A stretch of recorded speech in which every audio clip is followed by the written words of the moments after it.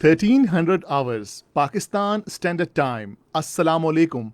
This is Radio Pakistan. The news read by Hassan Kilani. First, the headlines. Eid ul-Fitr is being celebrated across the country today with religious zeal and fervor.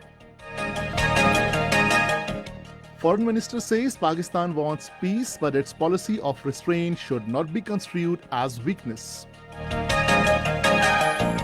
32 deaths due to coronavirus were reported in the country during the last 24 hours, while global death toll has risen to over 344,000.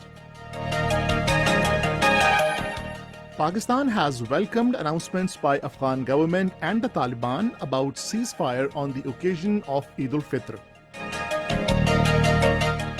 And now the news in detail. Eid ul-Fitr is being celebrated across the country today with religious zeal and fervor and in a sober mood due to loss of precious lives in Friday's PIA plane crash and overall context of corona pandemic.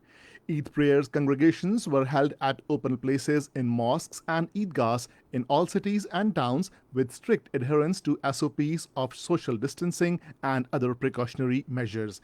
The ulema in their sermons highlighted the significance and philosophy of Eid ul-Fitr.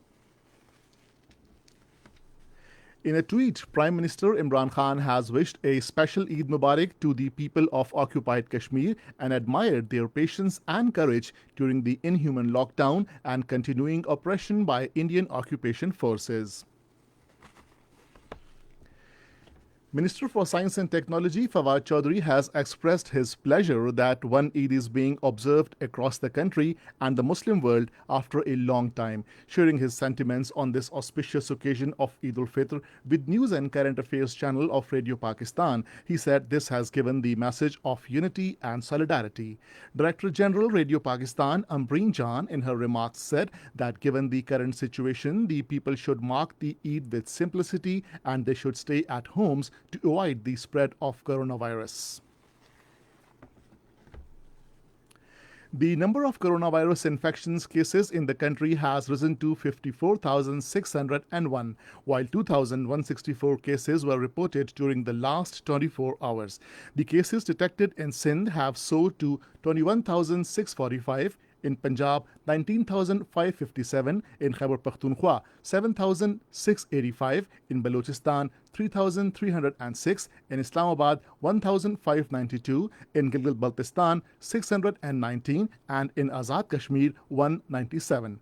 32 deaths reported during the last 24 hours, while 17,198 stand recovered. The number of coronavirus infection cases across the world has risen to over 5,400,000, while the pandemic has so far claimed over 344,000 lives. The United States has the highest death toll with 98,683, followed by Britain with 36,675 and Italy 32,735.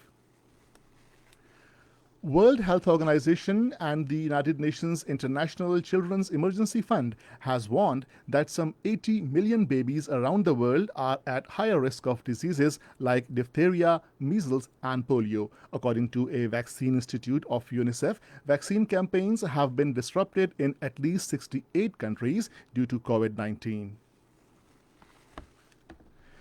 Foreign Minister Shah Mahmood Qureshi has said that a befitting response will be given to India if it goes for any misadventure against Pakistan. Talking to media in Multan after offering Eid prayers this morning, he said Pakistan wants peace, but its policy of restraint should not be construed as weakness. The minister said that he has contacted Secretary General of United Nations and the Organization of Islamic Cooperation, drawing their attention towards gross human rights violations in occupied Kashmir at the hands of Indian occupation forces.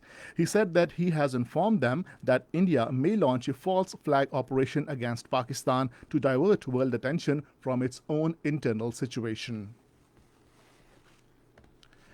Azad Jammu and Kashmir President Sardar Masood Khan has said that economically and militarily strong and stable Pakistan is the sole guarantee for the early success of Kashmiri people's struggle for their right to self-determination. In an article for a magazine, he said if Pakistan is viable economically and strong militarily, only then can we have a reasonable hope for getting justice for Kashmir. Pakistan has welcomed announcements by Afghan government and the Taliban about ceasefire on the occasion of Eid al-Fitr.